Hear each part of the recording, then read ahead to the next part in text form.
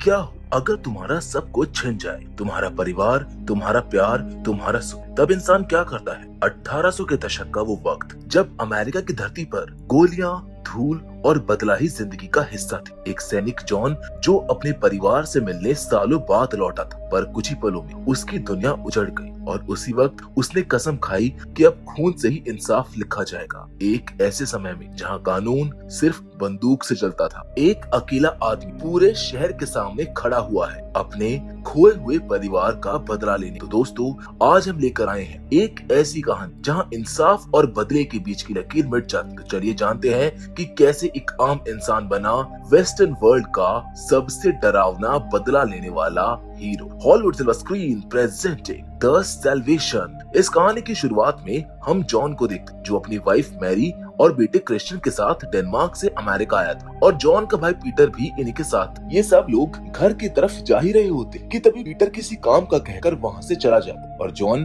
अपनी छोटी सी फैमिली को लेकर बग्गी में बैठकर घर की तरफ जाने लगता। इस बग्गी में इनके सामने एक फैमिली भी बैठी जो जॉन की फैमिली से बात करने लगती, लेकिन तभी दो लड़के यहाँ पर आकर दूसरी फैमिली को बग्गी से उतार कर खुद उनकी जगह पर बैठ जाते। इन दोनों के नाम थे पॉल और लेस्टर, जो हाल ही में जेल से रिहा होकर आए। यानी ये दोनों क्रिमिनल थे। मैरी और क्रिश्चियन को इंग्लिश नहीं आती, इसलिए जॉन ही पॉल और लेस्टर के सवालों का जवाब देता है। शुरू में तो दोनों बहुत मासूम बनकर बैठे रहते, लेकिन फिर धीरे धीरे इनका क्रिमिनल बिहेवियर बाहर आने लगता। पॉल सबके सामने ड्रिंक करता और फिर मैरी को भी ड्रिंक ऑफर करता, लेकिन मैरी ड्रिंक करने से साफ इनकार कर दी, जिस पर पॉल का बर्ताव चेंज होने लगता। जॉन कहीं ना कहीं समझ गया था कि ये दोनों सही नहीं है, इसलिए खतरे को देखते हुए जॉन मैरी से शराब पीने को कहता है और मैरी भी ऐसा ही करती। जैसे जैसे पॉल को शराब का नशा चढ़ता है, ये अजीब अजीब हरकतें करने लगता है। पहले तो ये मैरी को घूरता रहता है और फिर उसे अजीब तरह से टच करना शुरू कर देता। ये देखकर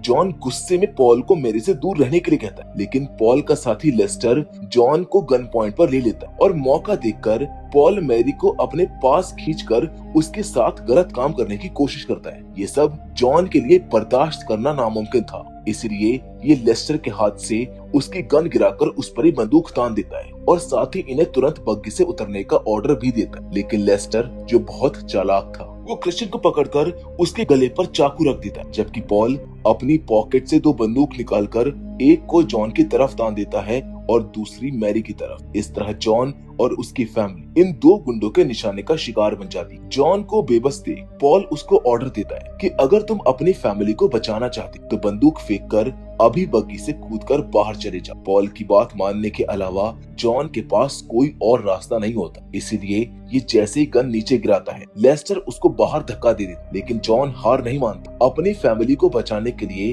वो बग्गी के पीछे भागना शुरू कर देता, लेकिन बग्गी की तेज रफ्तार के आगे उसकी रफ्तार धीमी पड़ जाती और काफी दूर पहुंचने पर उसे अपने बेटे क्रिश्चियन की डेड बॉडी मिलती, जिसको देखकर जॉन जल्दी से क्रिश्चियन को अपनी बाहों में लेकर रोने लगता। लेकिन तभी उसकी नजर सामने खड़ी बग्गी पर जाती। मैरी को बचाने के लिए अब जॉन बंदूक हाथ में लेकर धीरे धीरे कदमों से आगे बढ़ता है और कुछ कदम चलते ही उसे बग्गी चलाने वाले ड्राइवर की डेड बॉडी भी नजर आती। यानी उन जल्लादों ने ड्राइवर को भी मार दिया था। ये देखकर जॉन का खून खौल उठता है और जैसे ही उसे सामने लेस्टर दिखाई देता है, वो तुरंत उसके माथे पर शूट करके उसे मौत की नींद सुला देता है। एक दुश्मन को निपटाने के बाद अब जॉन जल्दी से बग्गी की तरफ बढ़ता है और तभी उसे पॉल भागता हुआ नजर आता है। जॉन को देखकर पॉल डरकर जल्दी जल्दी भागने लगता है और इसी हड़बड़ाहट में वो जमीन पर गिर जाता है। अपनी मौत को सामने देख पॉल जॉन से माफी मांगते हुए कहता है कि मुझे बख्श दो, तुम्हारी बीवी अभी भी बग्गी में जिंदा है। लेकिन मैरी की आबरू पर हाथ डालने वाले पॉल को जॉन जिंदा नहीं छोड़ता और उसे तब तक शूट करता रहता है जब तक उसकी बंदूक की सारी गोलियां खत्म नहीं हो जाती। इसके बाद जॉन जब बग्गी के अंदर जाकर देखता है तो उसके पैरों तले जमीन खिसक जाती, क्योंकि अब मैरी की भी मौत हो चुकी। अपने परिवार को खोने के बाद जॉन दोनों की लाशों को साथ लेकर वहां से निकल पड़ता और कुछ दूर का सफर तय करने के बाद अपने घर पहुंचता है और दोनों को बिस्तर पर लेटा देता। इतने में जॉन का भाई पीटर भी वहाँ पर आ जाता है और जब उसे क्रिश्चियन और मेरी की डेथ के बारे में पता चलता है तो वो भी बुरी तरह से टूट जाता है। लेकिन ये वक्त जॉन के लिए सबसे ज्यादा मुश्किल था, इसीलिए पीटर खुद को संभाल कर जॉन को समझाता है, पर अपने परिवार को अपनी आंखों के सामने खुद से दूर जाता देख जॉन बहुत ज्यादा रोने लगता है और ये काफी इमोशनल सीन होता है। यहाँ से सीन शिफ्ट होता है हेनरी नाम के एक खतरनाक माफिया पर, जो अपने भाई पॉल के मरने की खबर सुन काफी दुख होता है और उस शख्स को ढूंढने का फैसला करता है जिसने पॉल को मौत के घाट उतारा है। हेनरी गांव में जाकर ये जानने की कोशिश करता है कि आखिर उसके भाई का कातिल कौन है। गांव में कोई नहीं जानता था कि पॉल को मारने वाला कौन है, इसीलिए अब हेनरी गांव के मेयर के पास जाता है। वो उससे कातिल के बारे में पूछताछ करता है, लेकिन अफसोस मेयर को भी इन सब के बारे में नहीं पता था, वो इन सब से अनजान था। पर हेनरी उसे कहता है कि जब मेरे भाई की लाश यहाँ है तो जरूर कातिल भी यहीं पर होगा। हेनरी अपने भाई की लाश को देखकर बहुत ज्यादा गुस्से में आ जाता है और गांव वालों को धमकी देता है कि तुम्हारे पास मेरे भाई के कातिल को ढूंढने के लिए सिर्फ 2 घंटे का वक्त है। अगर कातिल नहीं मिला तो गांव के 2 लोगों को मेरे हाथों मरने के लिए तुम्हें मेरे पास लाना हो, और अगर 2 लोग नहीं आए तो फिर मैं 4 लोगों को मारूंगा। हेनरी की धमकी सुन पूरे गांव में खौफ का माहौल छा जाता है। सब लोग कातिल का पता लगाने की कोशिश करते, पर 2 घंटे बीतने के बाद भी इन्हें कातिल का कोई सुराग नहीं मिलता है। पूरा गांव अच्छे से जानता था कि हेनरी कितना खतरनाक है, इसलिए शर्त के मुताबिक मेयर 2 लोगों को उसके सामने ले जाता है। इन 2 लोगों में एक बूढ़ी औरत, जिसका मानना था कि उम्र के इस पड़ाव में उसकी जान जल्द ही जाने वाली, इसीलिए वो खुद को कुर्बान करने का फैसला करती। जबकि दूसरा इंसान था एक अपाहिज लड़का, जिसे पैरों के बिना अपनी जिंदगी बेकार लगती थी, इसीलिए ये मौत को गले लगाने के लिए राजी हो जाता। हेनरी भी बिना रहम दिखाए उस लड़के को शूट कर देता और जब बूढ़ी औरत के वो पास जाता है तो बूढ़ी औरत उसे खूब गालियां सुनाती, जिससे गुस्सा होकर हेनरी उसे भी बेरहमी से मार देता है। लेकिन ये मौत का खेल यहीं पर नहीं रुकता है, बल्कि 2 लोगों को अपना शिकार बनाने के बाद अब हेनरी एक मासूम गुनहगार आदमी को भी शूट कर वही मौत के हवाले कर देता है और इस मौत की वजह बताते हुए कहता है कि तुम लोगों ने चालाकी दिखाते हुए एक अपाहिज और एक बूढ़ी औरत को मेरे सामने पेश किया, इसलिए मैंने उस आदमी को भी मार दिया। इसके बाद हेनरी गांव के मेयर से कहता है कि अब तुम्हारी वसूली की रकम भी बढ़ा दी जाएगी। दरअसल ये रकम मेयर हर महीने इसलिए हेनरी को देता था ताकि वो गांव वालों को कोई नुकसान नहीं पहुंचाए। इसके बाद हेनरी पॉल की डेड बॉडी को वहां से लेकर चला जाता। वो उसका अंतिम संस्कार कर देता और पॉल की पत्नी मैडलिन को भरोसा दिलाते हुए कहता है कि मैं पॉल का बदला लेकर ही रहूंगा, लेकिन मैडलिन उसे खामोश होने को कहती। इधर हम जॉन और पीटर को मैरी और क्रिश्चियन की लाश दफनाते हुए देखते, जिसके बाद ये दोनों भाई मेयर के गांव में आ जाते क्योंकि ये अपना सारा सामान बेचकर जल्द से जल्द यहाँ से जाना चाहते। इसी सिलसिले में पीटर एक सेल्समैन जिसका नाम विचैक है उसके पास जाकर उसे कुछ सामान खरीदने के लिए मनाने लगता और बातों ही बातों में विचैक ही जान जाता है कि पीटर और उसका भाई जॉन दोनों शिकारी हैं। अब क्योंकि हेनरी इनके गांव पर कभी भी हमला कर इनको मार सकता था, इसीलिए ये पीटर को गांव वालों का साथ देने को कहता, पर पीटर उसको समझाता है कि तुम हेनरी से कभी नहीं जीत सकते, इसीलिए शांति से उसकी बात मानकर यहीं रहो। दूसरी ओर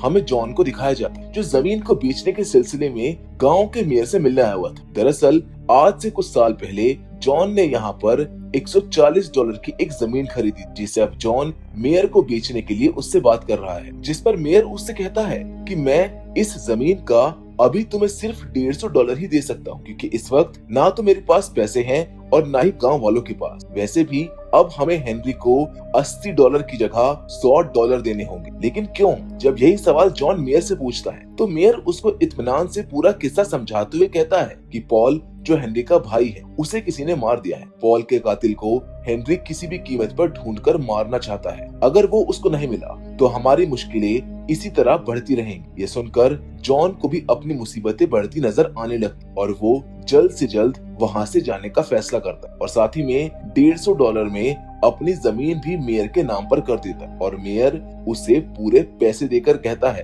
कि यहाँ तुम्हारे साथ लूटपाट हो सकती है, इसलिए बेहतर होगा कि तुम इन पैसों को जूतों में छुपाकर यहाँ से चले जाओ। जॉन ऐसा ही करता है और जैसे ही घर के बाहर कदम रखता है तो कुछ लोग उसे पकड़ने के लिए उसकी तरफ बढ़ने लगते। अब खतरे को महसूस कर जॉन जल्दी से घोड़े पर सवार होकर वहाँ से भागने लगता, पर अफसोस इससे पहले कि वो भाग पाता शेरिफ वहाँ पर आकर उसको शूट कर देता है, जिसके बाद हम हेनरी और मेडेलिन को साथ देखते हैं। ये दोनों यहाँ पर क्रूड ऑयल वाली एक जगह को खरीदने के लिए आए थे। दरअसल हेनरी गांव में जितने भी क्रूड ऑयल रिजर्व के इलाके थे उन सबको खरीदता जा रहा था, ताकि जब सरकार इस गांव में अपना कब्जा करे तो वो सरकार को भी ब्लैकमेल कर अपना दबदबा उनके सामने बनाकर रख सके। यहाँ से सीन शिफ्ट होता है जॉन पर, जिसे शेरिफ ने जेल में बंद करके रखा हुआ था। इतने में शेरिफ के आदमी पीटर को भी यहाँ पर पकड़ कर ले आते और उसे जॉन के पास वाले सेल में कैद कर देते। ये देखकर जॉन शेरिफ को समझाता है कि मेरे भाई का इन सब से कोई लेना देना नहीं है, इसलिए उसे आजाद कर दो। पर शेरिफ उसे बताता है कि मैंने हेनरी को बता दिया है कि पॉल को मारने वाले तुम ही हो। मैं ये सिर्फ गांव को बचाने के लिए कर रहा हूँ। तुमने पॉल को मारकर गलती नहीं गुनाह किया है। आगे शेरिफ कहता है कि जब से हेनरी ने क्रूड ऑयल वाली जगहों को अपने कब्जे में करने के लिए लोगों को मारा है, तब से ही उसकी हैवानियत बढ़ गई है, वरना वो पहले इतना बुरा नहीं था। सुबह होते ही हेनरी के आदमी यहाँ पर आकर जॉन को अपने साथ हेनरी के पास ले जाते और उसे खुले मैदान में रस्सी से बांध देते और फिर एंट्री होती है हेनरी की, जो मेडेलिन को यहाँ पर लेकर आया था। ये मेडेलिन को भड़काते हुए कहता है कि तुम्हारे पति पॉल का कातिल यही, लेकिन जॉन मेडेलिन और हेनरी को समझाता है कि पॉल ने न सिर्फ उसके बेटे को मारा बल्कि उसकी बीवी के साथ गलत काम कर उसे भी मौत की नींद सुलाया था, और जॉन ने उन्हीं दोनों की मौत का बदला पॉल की जान लेकर लिया है। लेकिन हेनरी उसकी एक नहीं सुनता और जॉन को चैलेंज करते हुए कहता है कि मैं जानता हूँ कि तुम पहले एक सिपाही थे, अब मैं भी देखना चाहता हूँ कि एक सिपाही मेरे सामने कितनी देर टिक पाता है। मैं तुम्हें आसानी से नहीं मारूं बल्कि तड़पा तड़पा कर मारूं। पहले तुम्हें यहाँ पर बांध कर रखूंगा और फिर तुम्हारी हिम्मत टूटने के बाद तुम्हें मौत के घाट उतारूं। जॉन को तड़पता हुआ छोड़कर हेनरी वहाँ से चला जाता। उसके जाते ही गांव का मेयर वहाँ पर आकर जॉन के जूतों से जमीन के दिए हुए सारे पैसे निकाल लेता और जॉन को समझाता है कि तुम्हारा बचना वैसे भी नामुमकिन है, इसीलिए ये पैसे गांव वालों के काम आएंगे। उधर हम हेनरी को देखते हैं जो अपने भाई पॉल की बीवी मेडेलिन के साथ जबरदस्ती इंटीमेट होता है और उसे अपनी गंदी नीयत के बारे में बताते हुए कहता है कि मैं तुम्हारे साथ पहले से ही हसीन लम्हे गुजारने का सपना देखता आया हूँ। ये सुनकर मेडेलिन कोई जवाब नहीं देती और एक बेजान लाश की तरह उसके सामने पड़ी रहती। दूसरी ओर पीटर जेल से रिहा होने के लिए जेल के गार्ड को उकसाने लगता है और उसे कहता है कि मैंने तुम्हारी आंख फोड़कर तुम्हें इतना बदसूरत बनाया है, अब कोई लड़की तुम्हारे पास आना तो दूर तुम्हारे मुंह पर थूकना भी पसंद नहीं करेगी। पीटर के उकसाने पर जैसे ही गुस्से में तिलमिलाता हुआ गार्ड उसके सेल के पास आता है, पीटर उस पर हमला कर उसे मारकर वहाँ से बाहर निकल जाता। जेल से निकलने के बाद पीटर सीधा अपने भाई जॉन के पास जाता है, जिसे अब तक बांध कर रखा गया था। उसकी पहरेदारी एक गार्ड कर रहा था। अब जैसे ही गार्ड अंदर जाता है, पीटर तुरंत जॉन को आजाद कर वहीं पर छिप जाता है और गार्ड को मारकर वहाँ से भाग निकलता है। लेकिन दो गार्ड्स फिर से उसको रोकने के लिए उसका पीछा करने लगते, लेकिन पीटर उन्हें भी मार देता है। पर हेनरी के आदमी इनका पीछा करना जारी रखते। जॉन की हालत इतनी ज्यादा खराब थी कि वो घोड़े पर भी नहीं बैठ पा रहा था, इसलिए पीटर उसे बीच रास्ते में ही एक जगह पर छुपा देता और उसे बंदूक देकर घोड़े पर सवार होकर खुद वहाँ से भाग निकलता। हेनरी के आदमी भी जॉन को देखे बिना ही पीटर का पीछा करने लगते, लेकिन थोड़ी देर में इन्हें पता चल जाता है कि जॉन उसके साथ नहीं, इसलिए ये दो हिस्सों में बंट जाते। अब होश में आते ही सुबह जॉन जब पानी पी रहा होता है तो यहाँ पर हेनरी के आदमी उसको तलाशते हुए आ जाते हैं। ये देख जॉन जल्दी से पत्थरों के पीछे छुप जाता है और तभी उसे पीटर की लाश दिखाई दी थी, जिसे खींचकर हेनरी के आदमी हेनरी के पास ले जा रहे थे। ये देखकर जॉन बुरी तरह से टूट जाता है। इधर हेनरी जब अपने घर वापस आता है तो उसे अपना एक आदमी मरा हुआ दिखता है और जब ये अंदर जाकर देखता है तो तिजोरी के सारे पैसे गायब होते। ये देख हेनरी को समझते देर नहीं लगती कि मेडेलिन ने उसे धोखा दे दिया है। इसके बाद हम मेडेलिन को देखते हैं जो सारे पैसे लेकर ट्रेन में बैठकर वहाँ से भाग रही होती, लेकिन तभी हेनरी के आदमी उसको पकड़ने के लिए ट्रेन का पीछा करने लगते हैं। मेडेलिन भी उन्हें देखकर अपनी सेफ्टी के लिए गन निकाल लेती और जैसे ही भागने की कोशिश करती है हेनरी के आदमी उसको पकड़ लेते। यहाँ से सीन शिफ्ट होता है जॉन पर, जो जख्मी हालत में एक घर के पास आ गया था। इस घर की मालकिन जॉन को खतरे की तरह देखकर उसकी तरफ गन पॉइंट कर देती, लेकिन जब वो जॉन को जख्मी हालत में पानी पीते हुए देखती है तो वो समझ जाती है कि जॉन खतरा नहीं है बल्कि खतरे से बचकर वो यहाँ पर आया है। इसीलिए वो लेडी जॉन को अपने घर के अंदर छुपाकर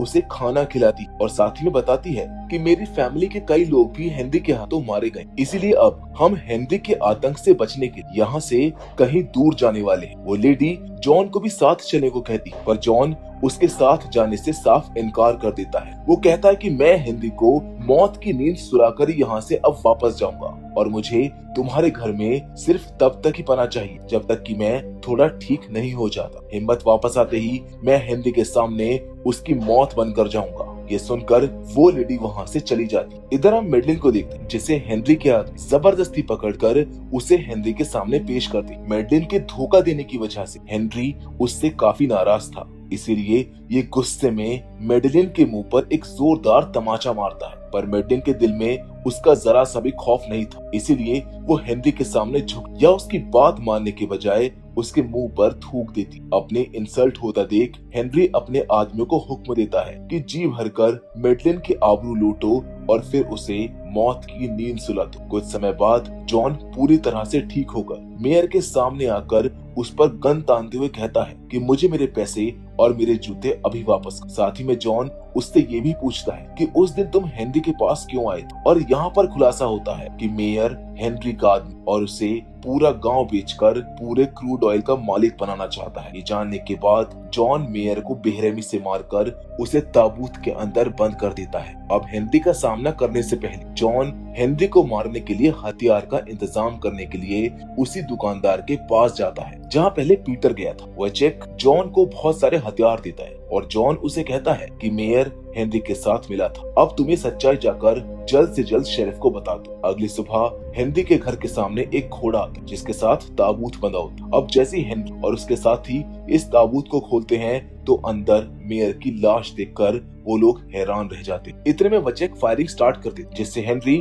और उसके साथियों का ध्यान भटकने लगता क्योंकि जॉन के साथ उसके प्लान में शामिल हो गया था। अब मौके का फायदा उठाकर जॉन एक एक कर हेनरी के आदमियों को मारने लगता, जिससे घर के आसपास काफी भगदड़ मच जाती। ये देखकर हेनरी भी जल्दी से अपने लिए एक गन निकाले जाता है और इतने में वचेक भी हेनरी के घर की छत पर आ जाता और यहीं से हेनरी के आदमी को मारने लगता। ये देख हेनरी का एक आदमी नीचे से छत पर अंधाधुंध फायरिंग करने लगता, जिससे केरोसिन ऑयल घर के अंदर टपकना शुरू हो जाता है और जैसे ही ये केरोसिन इस शख्स की सिगरेट पर गिरता है उसकी सिगरेट तेजी से जलने लगती है और इस आदमी के साथ साथ पूरा घर आग के हवाले हो जाता है। इधर जॉन फायरिंग करते वक्त जब वचेक की लाश को देखता है तो बहुत ज्यादा दुखी हो जाता है और मेडलिन के साथ मौजूद एक आदमी को शूट करके मौत के घाट उतार देता है क्योंकि ये मेडलिन को जबरदस्ती यहाँ पर लेकर जा रहा था। लेकिन इस बीच एक आदमी जॉन को शूट करके जमीन पर गिरा देता है और हेनरी उसके पास आने लगता है, लेकिन जॉन फिर से हिम्मत कर फायरिंग शुरू करता है पर हेनरी उसे शूट कर वापस जमीन पर गिरा देता है। हेनरी जॉन को शूट करने वाला होता है कि तभी मेडलिन वहाँ पर आकर उसे पीछे से शूट कर देती, जिससे हेनरी थोड़ा स्लो हो जाता है और फिर जॉन मौका देखकर हेनरी को शूट कर उसकी बची कुची सांसें छीन लेता है। इतने में शेरिफ गांव के लोगों को लेकर वहां पर पहुंच जाता है और हेनरी को मारने के लिए उसका शुक्रिया अदा करता है। लेकिन जब ये मेडलिन को देखता है तो उसे मारने के लिए उस पर गन पॉइंट कर लेता है। वो कहता है कि हेनरी के बाद यही अगली हेनरी बनेगी, लेकिन जॉन शेरिफ को रोककर मेडलिन को लेकर वहां से निकल पड़ता है। इसके साथ ये कहानी यहीं पर खत्म हो जाती और इस तरह जॉन ने वो किया जो कोई और नहीं कर सकता था। उसने सिर्फ अपना बदला नहीं लिया बल्कि पूरे शहर को डर और अन्याय से आजाद करा दी। लेकिन अब सवाल ये है कि क्या बदला लेने से इंसाफ मिलता है या बस एक और खून की शुरुआत हो जाती। आप सोचिएगा जरूर और आपकी क्या राय है हमें कमेंट बॉक्स में कमेंट करके जरूर बताइएगा। बाकी फिलहाल आज की इस वीडियो में बस इतना ही, लेकिन हमेशा की तरह हम आपसे जरूर मिलेंगे और वो भी एक और नई इंटरेस्टिंग कहानी के साथ। पर तब तक के लिए धन्यवाद।